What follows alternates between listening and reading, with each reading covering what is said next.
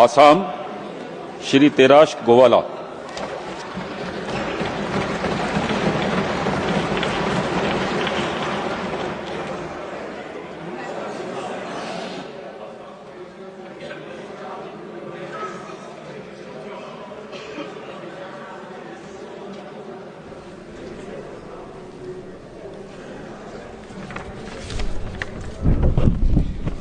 মই শ্ৰী তেৰছ গোৱালা ৰাজ্যসভাৰ সদস্য নিৰ্বাচিত হোৱাত ঈশ্বৰৰ নামত শপত কওঁ যে বিধিৰ দ্বাৰা স্থাপনা কৰা ভাৰতৰ সংবিধানৰ প্ৰতি মই প্ৰকৃত বিশ্বাস আৰু নিষ্ঠা পোষণ কৰিম।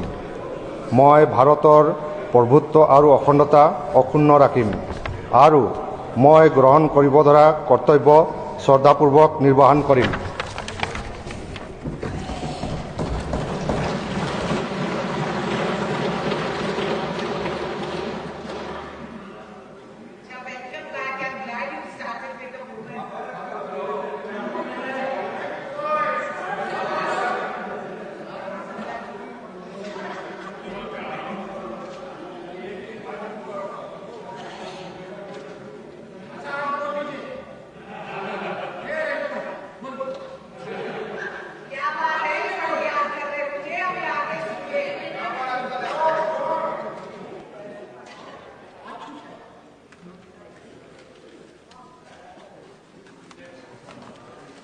नमस्कार जी।